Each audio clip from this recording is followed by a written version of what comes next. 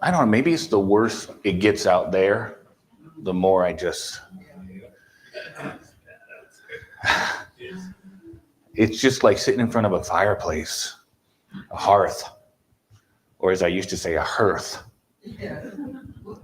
It, that's the problem when you're an avid reader when you're a kid, but you don't listen to a lot. You read all these words and you're like, this is clearly how this is pronounced. And it's not. Kim.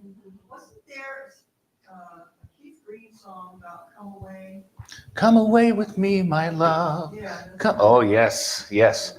That is actually, it's called When I Hear the Praises Start. And it is absolutely one of my favorite song. Oh, you're gonna get me emotional. I love that song. That's called When I Hear the Praises Start. Ooh, I'm glad you mentioned that. That's a really good. So look it up, listen to it on your way home. You say, I don't have iPod, or that wasn't meant to sound old. I don't have iPod. No, that wasn't. That was just like a distant. No, I don't have an iPod or Apple Music, whatever. Ask Kevin. He's a technological genius. He'll hook you up. No, but look it up. Play it on YouTube on your phone on the way home. It's all good. Phones have pretty good speakers now. Called When I Hear the Praises Start by Keith Green. Very, very good song. Interestingly, I was also thinking about a Keith Green song called Asleep in the Light this morning while I was typing the sermon called Light and Life, or give me Life and Light. And we're going to look forward to that. Also, something I'm looking forward to that is going to take place 2 hours and 15 minutes from now on the dot is going to be our stewardship meeting. And that is at noon today. I've got everything all printed up. And I think it'll be really exciting for all of us. I really do.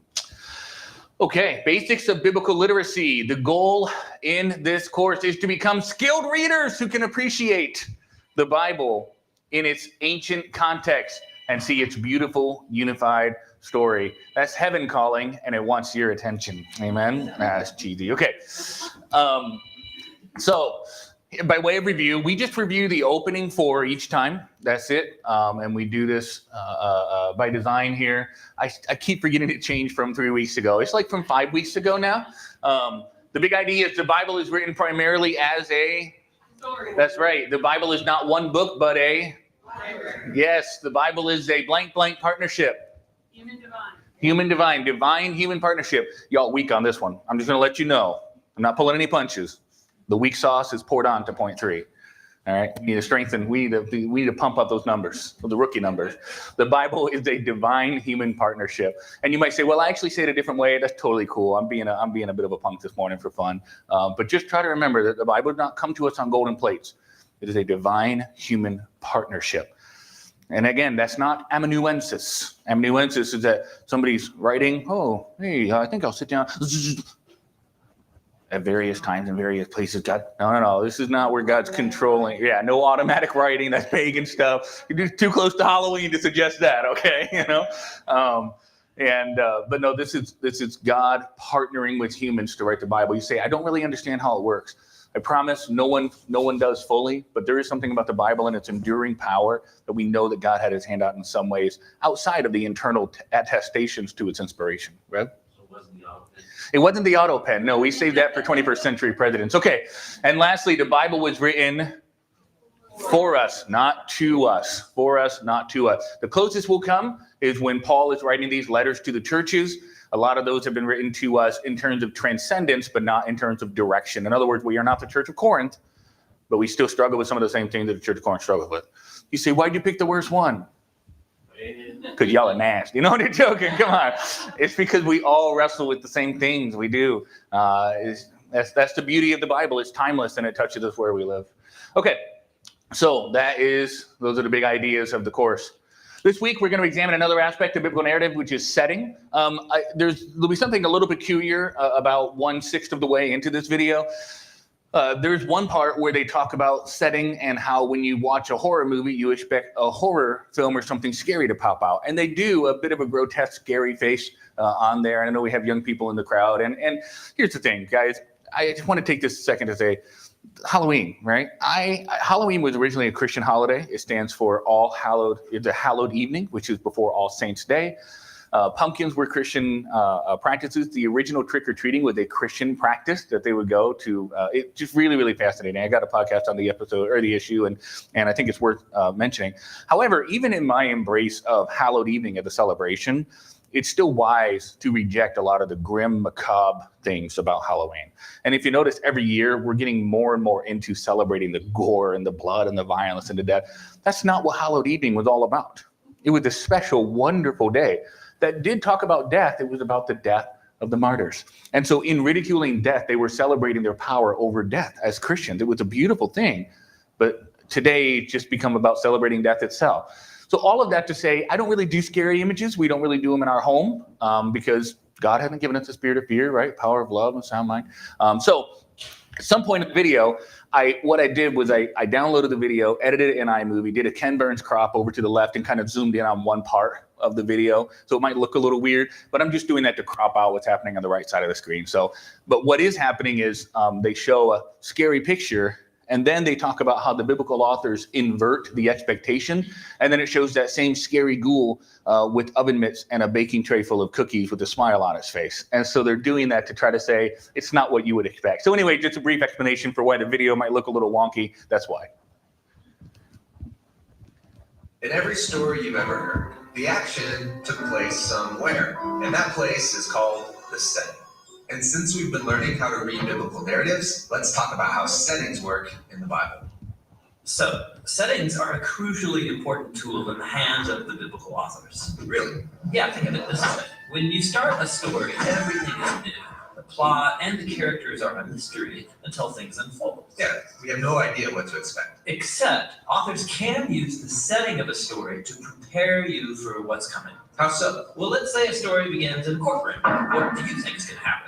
I expect a story about crime and justice. Yeah, or how about the setting of a dark, old, rundown house? So something scary is about to happen. Exactly. So settings evoke memories and emotions because of other stories you know that happened in similar places. The authors know this, and they can use settings to generate expectations about what could happen in this story. And a good author will get creative with settings, and he'll mess with your expectations in order to make a point. This happens in the Bible? All over the place. For example, think about the setting Egypt in the Bible. Yeah, big Middle Eastern empire on the Nile. Sure. Now think about the first biblical story where someone ends up in Egypt. It's about Abraham.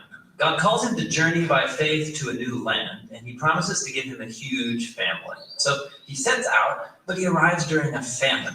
Now, is he going to trust God and stay in the promised land, or will he leave the land and go look for food on his own? Yeah, Abraham leaves and goes down to Egypt. And there in Egypt, things go downhill fast. Abraham denies that Sarah is his wife to save his own neck, and then Pharaoh tries to marry her for himself. Okay, first impression of Egypt, not a great place to visit. But God then rescues them. He strikes Egypt with plagues, and so Pharaoh relents and sends Abraham away with loads of wealth.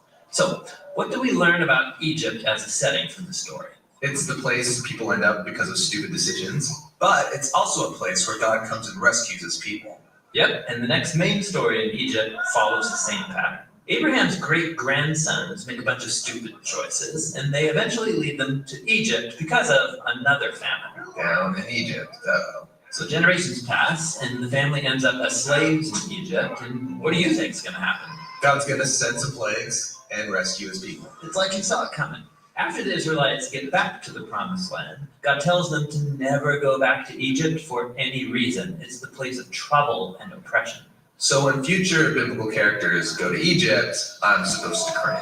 Right. Like Solomon, at the peak of his wealth and power, he married the king of Egypt's daughter, and then he started sending Israelites there to import Egyptian stallions.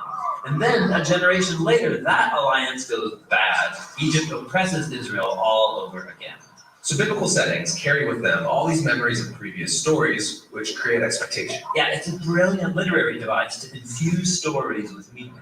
Now, biblical authors, they're brilliant. They can build up your expectations, but also creatively mess with them. Like how? Egypt's a perfect example. In the Gospel of Matthew, when Jesus is born, his family flees to Egypt. Uh-oh, so this is a problem. And you would think so, but pay attention. Instead of Egypt being the bad place, it's the place of safety. Because who are they fleeing from? King Herod, who is behaving exactly like Pharaoh did, but he rules Jerusalem, not Egypt. Matthew is messing with me to show how Jerusalem has become Egypt. Exactly. You can find these kinds of patterns in many different biblical settings. Babylon, Moab, the wilderness, Bethlehem, the list goes on. Which is a big list. And it gets bigger, because sometimes the setting isn't just a place on a map, it's a type of situation. But they work the same way that settings do. For example, when people move toward the east, expect trouble. Adam and Eve were banished to the east, and then Cain wanders to the east. People moved to the east to build Babylon. And all of these narratives are designed to point forward to when the Israelites as a people will be exiled to the east in Babylon. Ah, nice. Which leads to one more type of setting in biblical narrative, and that's time, or how long events take. Like, time periods of 40 are often associated with stories where people's faithfulness is tested. Noah in the boat for 40 days and 40 nights. Then he gets off and gets totally drunk. The Israelites got impatient during their 40 days of waiting for Moses on Mount Sinai, so they made the golden calf. Or after the Israelite spies investigate the land for 40 days, the people rebel, so they have to wander in the desert for 40 years. But then there's the story of Jesus, who was tested in the desert for 40 days, and he reverses the expectation. He overcomes the test. Exactly. Across the whole Bible, places, situations, and time periods become full of meaning by evoking memories and setting expectations. And the New Testament authors reuse all of these settings to show how Jesus is the one carrying our world from the garden, out of Egypt and the wilderness, and into the new creation. I really like those little videos, don't you? They're just so jam-packed full of information. Here's something Bible Project says. They say biblical authors use the setting as a tool in biblical narratives to evoke memories and emotions and to generate expectations about what could happen in the story. Physical places and locations serve as settings, but time also serves as a type of setting. As a note, I know we just watched a video from the Bible Project, but I like to use the best source, and that's a really nice, concise way of introducing the idea of setting, that which we will be learning about today. Setting. Is this a little hot? I feel like it's a little hot. Aww.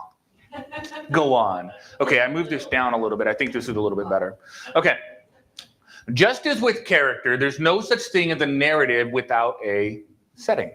And just like last week, let's take some time reflecting on our favorite narratives. What was the setting? So do you remember the book or story or movie that you recalled last week? And we talked about the characters, right? What about the setting? Let's do it. Dive in. Jump in. Both feet. Head first. Amber. England and France during the French Revolution. England and France during the French Revolution. The reason why some great stories take place in various settings varies. Sometimes it's where the person has lived. And so they write a story because they know that place well, right? I could write a story about a man named John, and I might write it in Topsom. And I could write it with great detail about Topsom. Sure, I could. Yeah. Well, he drove down Elm Street, and then he kept on going, and then went to the shopping center, and stuff like that, right? It'd be fun. But I could also write about him in a different setting if I wanted to create a different environment for him to interact in, right? To create situations that I know are going to test John. Does that make sense? So, what's that? The DMV. Well said. Yes. Adam, can you turn this down just a hair? I know you haven't messed with the sound. I'm certain. No, I'm not sure why it's a little louder today. Seems fine up here. Well, it was on for the thing. Somebody had to jump in for the. No, I was in charge of it then. Oh, well. Anyways, it's all good. It's all good. Yeah, I didn't mess with the sliders. We just used the handheld. It's all good. As long as you guys are fine, I'm fine. I think I might be hearing the reverberation back here to the monitors. Yeah. I'm going to scoot a little further away from it, and then I'm going to talk normal, like I'm in a conversation around the fireplace, like old Dennis Prager, just chilling, just talking. Okay. Talk maybe like Bob Ross, right? What's your favorite kind of setting? Happy little trees? Hey, Bob Ross is a pretty good example right there about setting, but I won't go into that too much. All right. Any other thoughts on setting? England and France? What do you think, Cheryl?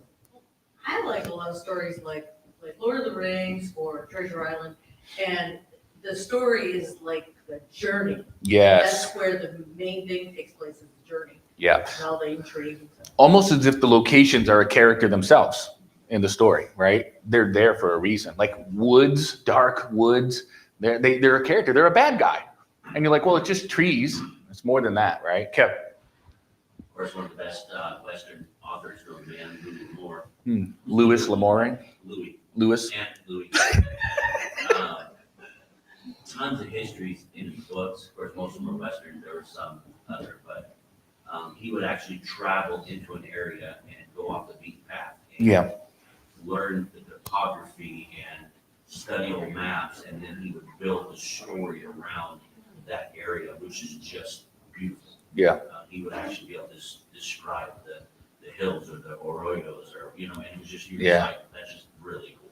And the story of Louis L'Amour would be a lot different if he was in Boston and he comes out of his ranch/apartment and sees Walgreens on his left and Nero Cafe on his right. You know what I'm saying, right? Like, it's just a different story. And he's surrounded by like bodegas instead of cattle. You know what I'm saying here? Like, the setting means everything. So here, let's dive into this a little bit more. One of the most obvious kind of settings is place, including direction. As you heard mentioned in the video, east is carrying a ton of narrative weight in the Bible. East, especially early on. Talk about East of Eden. Wasn't there like a book or movie called East of Eden? I know there was Out of Eden. East of Eden. All about exile, east. And by the way, whenever you see someone travel west, a lot of times that's about the end of a journey, the end of wandering is west. Oh yeah, that's a really good point. I didn't think about that. Yeah, so west. So the imagery is there. What are some other examples of place in the Bible? Anybody have any examples of place in the Bible in terms of when something happens in a certain place, they're harking back to this, or you should expect that? Kev? Jericho was a beautiful one. Mm. It was condemned, and then they had the bright idea, let's rebuild it. Yep. It was always a good area. Yep. So if I were to say, hey, I'm going to Jericho, that should make you think or feel certain things about the place of Jericho. And one might even say, oh, it's haunted. It's Ichabod, right? That place was under God's condemnation. Anything else? Any other places? Kim? Nineveh. Nineveh, that's a great example. Rev? I was thinking Sinai. Oh, yeah. The one in Arabia where Yep. that was huge. Yep. Even Micah ran there. And there's even, how about there's and I don't want to stretch. I know this is debated by scholars and not so scholars, but there's a lot of conjecture about the Mount Calvary, where that was, and the range of hills and mountains where that was situated would be the same area in which Abraham offered up his son, his only begotten son, his firstborn son. You see how that worked? And so you have this same mountain range, the same area. And so it could be that the biblical author is helping us become acquainted with these places in light of either what he knew would happen or what he didn't know would happen, what the Lord would ordain would happen at some of these sites. My example would be, well, let me keep going. I'll talk about my example in a second. Egypt, Babylon, these are locations that the biblical authors carefully use setting in order to help develop the plot and the narrative that's happening around them. In other words, again, like you heard in the video we just watched, when you have people go down to Egypt, that's always a bad thing. When people are coming out of Egypt, that's always a good thing, right? To wit, in the Old Testament, you have one of the prophets saying, out of Egypt have I called my son, right? He's coming from the bad, coming from the land of death and famine and into a place. This is one of the reasons why Joseph is such a powerful type of Christ, because he is captured, goes down into the land of famine, and is used by God to what? Create wealth and food and life, right? Life in the desert. Life in the desert, life in the wild and waste. You see what I'm saying? So there's some type going on here. And people who read these biblical stories, as they grew up on them and heard them over and over again, began to associate Egypt with, all right, how about this? This makes it a little easier. There are some actors that whenever I watch a movie with them in it, I can only ever see them as the bad guy. Yeah. Only. And then he plays the good guy in a movie or two, and I'm like, who's that guy who plays Commissioner Gordon in the Batman movies? It doesn't matter. What's that? Oldman. Gary Oldman. Oldman. Well, he played a bad guy in a movie called Lost in Space. First DVD I ever watched. It was back when DVDs were brand new. And I was like, I got a DVD player on my computer. I'm going to watch this thing. And I watched it so much because I pretended that I could tell there was a massive difference in quality. And there probably was, but it was a DVD, and that was extremely cool. And so we watched this, and Gary Oldman had been just embedded in my mind as just a villain. And I understand that he's played villains in lots of movies. Some I'd watch, and most I probably wouldn't. But then he's Commissioner Gordon. And I'm like, when are you going to betray Batman? You're waiting for him to turn that. I'm waiting for him to be the, what do you call it? The turncoat? Yeah, I'm waiting for him to become the bad guy. Greg? You know, I've always struggled with Bible stories, biblical setting and so forth, because the Bible to me does not go into detail into the geography, Yes. into the climatological changes and stuff. They say the desert, we have a picture of it. But I would have to say, watching The Chosen and watching the AD series, which were filmed either on location or like location, has given me imagery of Babylon or that area. Or, Cool. You know, in the Nile River Valley in Goshen, where the Jews were, was actually fertile farmland. That's right. That's correct. But until I went there, I didn't understand that Egypt wasn't just desert. Right. Right. So that always was a gap in me because it took away the reality of what the writer was saying about that imagery. Yeah. And maybe I'm missing something when I read the Bible, but you know, they went up on a mountain. Well, what, the Alps or the Rocky Mountains? Right. Right. You know, Yeah. Which talk about, and again, we're going to talk about next week with literary devices, but this is exactly what Matthew's doing when he has Jesus give a sermon on a mount and comes down off the mountain. Jesus gave the Beatitudes many times in his ministry. This is what Matthew calls the gospel of the kingdom. Jesus preached the gospel of the kingdom everywhere. Matthew 5, 6, and 7. He didn't just say them on a mount. But why does Matthew record Jesus as saying them on a mount? He's trying to help you understand, this is a mountain. What's happening on a mountain? Well, what happened on mountains before? Mountains are where we all know that Eden was supposed to be situated on a mountain. You say, you don't see it in Genesis 1 through 3, but if you read the entire Old Testament, you see many times that Eden was situated on high.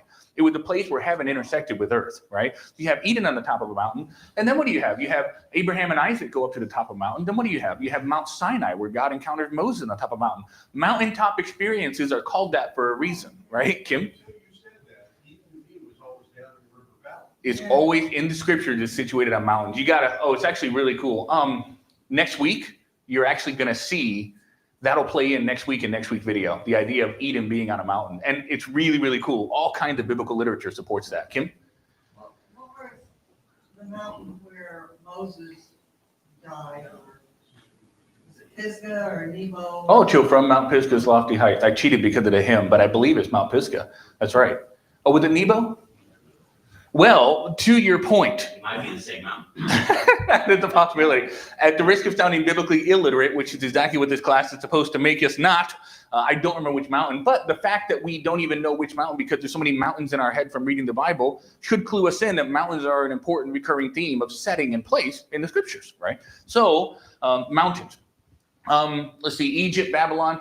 Here's one example that I have. Mizpah, I think, makes a great example. I've always liked the idea of Mizpah as a place.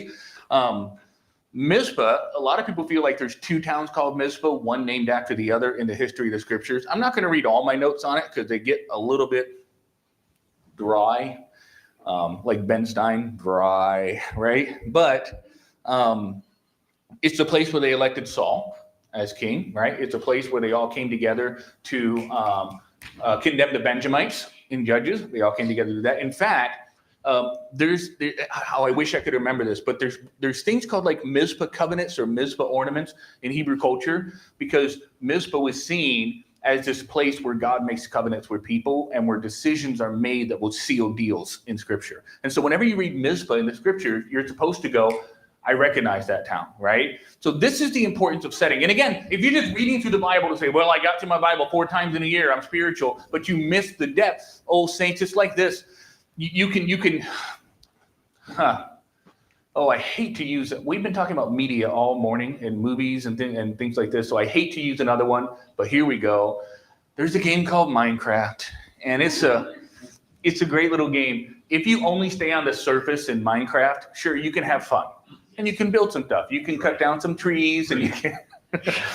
But if you're wise, you'll craft a wooden pickaxe out of that tree, right? And then you'll start mining. And what you can do under the ground in Minecraft, hence the name, is far more exciting than things you can only do above ground. Does that make sense at all? When you're reading the Bible, you can say, "Oh yeah, I got through the Bible," but you stayed on the surface the entire time, which is good. I'm glad we're on the surface. At least we're playing Minecraft, so to speak.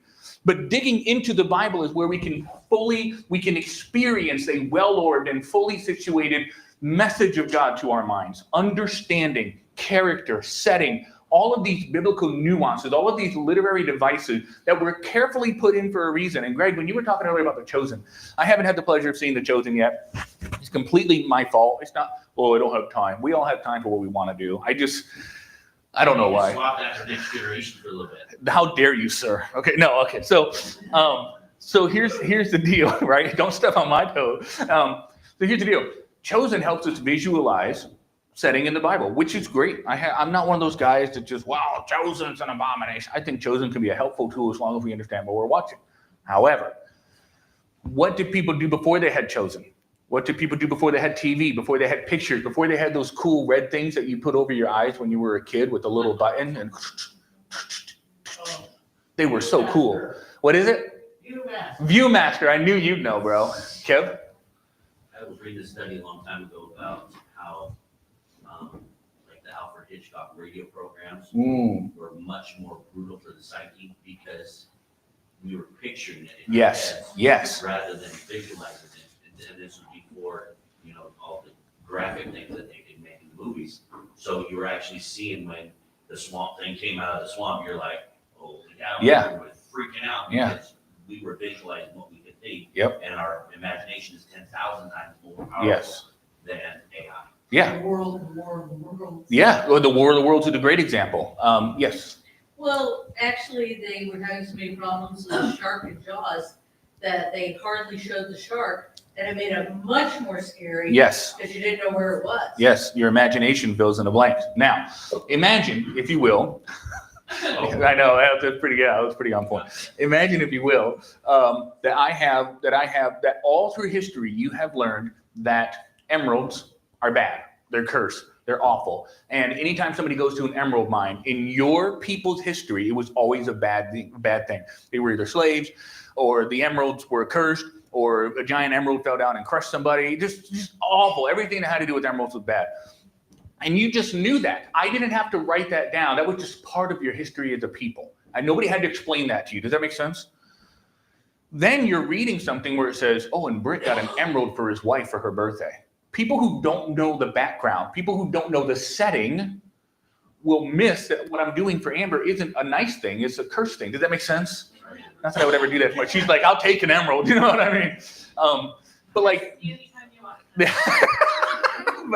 but the idea is, if you don't understand and you're just reading your Bible, you go, oh yeah, Michael got the emerald for Amber. That was very good. He's a good guy. But you don't know because you're not studying the Bible for all its worth. So that's why we want to become skilled readers of the Bible, not just cursory perusal readers of the Bible. Okay, let's keep going. That setting. The East is a place. So when someone's banished to the East or wanders into the East, like Adam and Eve and Cain, respectively, we need to have our antenna up for what the biblical author is trying to convey. By the way, most of the Old Testament books that we have, I'm not saying they were written from scratch in the Babylonian captivity. I don't think they were. But most of them were finished and assembled into the canon from the Babylonian captivity up until about 100 years before Jesus came. It doesn't mean that they're novel. It doesn't mean that they don't have truth in them from the 1,000 and 1,500 years before then, but they were told and retold to a bunch of illiterate people who didn't have a choice but to simply orally recount and store these things. And then in the captivity, they finally captured the things. Why? Because you no longer have access to your history as a people. You're now in a foreign land, so somebody better get started writing things down. That makes sense? So a lot of these things are written from there. So when you have Adam and Eve and Cain and they're going to the East, they're living in the East, they're going to take advantage of these literary devices and this setting and say it's to the East. That doesn't mean it wasn't That doesn't mean that Cain didn't go to the east, but it means they're pointing that out so that you understand that they're in exile just like Cain was. Does that make sense so far? It's on purpose. It's very deliberate. Okay. Naturally, when someone's banished to the east or wandered into the east, I just talked about that. Here we go. Setting goes beyond place. Biblical authors use a lot more than the where to evoke memories or direct thoughts in a certain direction. They employ when and how long and even why as well. As you saw in the video, the number 40 is very, very rarely intended to be understood as an actual measure of time. That doesn't mean that it wasn't 40. But when you read in the scripture 40, you're not supposed to go, oh, okay, 40 24-hour periods. That's not even how the Jews measured time. If you read some of the ancient rabbis, they talk about an omen, which is part of a counting of the whole day. They played fast and loose with the idea of time, which is, by the way, you can see this right in your scriptures when they say, after 3 days, Jesus will rise again. On the third day, Jesus will rise again. After 3 days and 3 nights, Jesus will rise again. Well, which is it? They don't have the strict 20. Yes is the correct answer. They don't have the strict 24-hour periods. What they said was 3 days, Jesus will be in the tomb. Just like Jonah, 3 days in a whale. You get the idea? We're going to talk about that in a second. So 40 is a common biblical literary device utilizing the number 40 to create a setting of testing. And again, they chatted about it in the video. When they're wandering in the wilderness for 40 years, testing. Fast forward to Jesus being in the wilderness for 40 days. Testing. It's all about testing. All about testing, and they covered that in the video, so I don't want to go too far into that right now. And that's numbers. What are some other numbers? Anybody? 70. 7? 70. Oh, 70? From Adam and Eve to Jesus Christ was 70 generations. And Matthew did that. Jesus Christ to today is 70 generations. So, and I'm not acquainted with the Jesus to today aspect. I don't doubt it. But what Matthew did, if you read his genealogy, very carefully, he had 3 sets of 7s. And then of the 7s, you had 6 7s, and then Jesus with the 7th 7. You say, come on, Matthew, what are we doing? Horoscopes here? No, this is not superstition or numerology. This is Hebrew gematria. And that's using numbers to emphasize things in an unspoken way. And so on that point, 3, what's 3? 3 is a number of divine completeness or resurrection or emphasis. Trinity, 3 major patriarchs. Whenever the patriarchs are mentioned, who's mentioned? Abraham, Isaac, and Jacob, right? Of course. God's holiness is proclaimed. Holy, holy, holy. Jonah spent 3 days in the fifth. Jesus rose on the 3rd day. 3, completion, perfection. You say, I thought 7 was perfection. I'm glad you said that. 7 is the number of perfection, completeness, covenant, or spiritual fullness. This is derived from the how many days of creation? 7.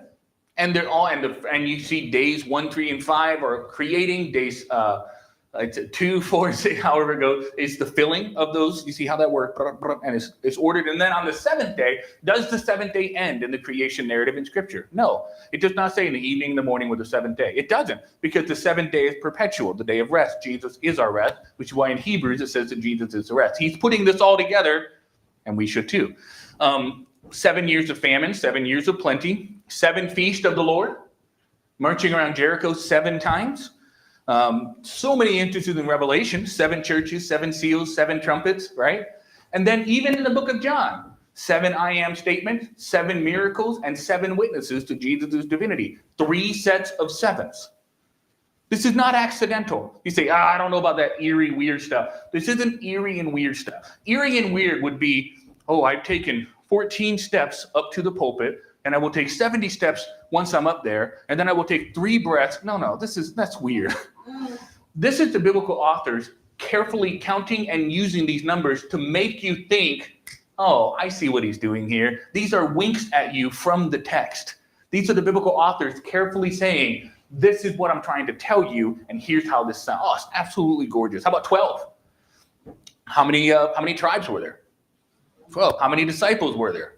How many loaves of showbread were there? How many gates in the New Jerusalem? 12. How many foundation stones? 12. The 144,000 is 12 times 12, right? You see how this works? 12 times 12. There's an exponent there, right? Otherwise it'd be 144. But you see the idea? It's all 12s. 12 is this idea of God's people or divine order. And then how about completeness of law or human responsibility? That's the number 10. 10 commandments. 10 plagues of Egypt. Tithing is 1/10 of your income. Jesus' parables of the 10 virgins, 10 talents, or the 10 lepers that came to Jesus. See how this works? It all has to do with completeness of law and human responsibility. So, you said, Pastor, I'm so glad you told me all that. I'm going to remember it forever. No, I'm not asking you to remember all of these forever, but just to be aware that these biblical authors use setting intentionally this way. Speaking of sevens, we got 7 minutes left, so let's turn up the speedboat motor to high. Okay, what about the wilderness? This setting of wild and waste goes all the way back to Genesis, but it's used all throughout the Bible, even into the Revelation. Tim Mackey said this: the wilderness stands symbolically or metaphysically as an image of nothingness or non-existence. He actually said this in his podcast, episode 2 of the Wilderness series. This one blew my mind, and you guys should really listen to it if you have a second. It's called The Wilderness of the Sea. Fantastic episode. He says, once something has been brought into existence, once you are in the wilderness or facing the wilderness, going back to non-existence or nothingness is what we call death. These are the primary meanings of the wilderness: nothingness and death. And why wouldn't that be to the ancient Near East people?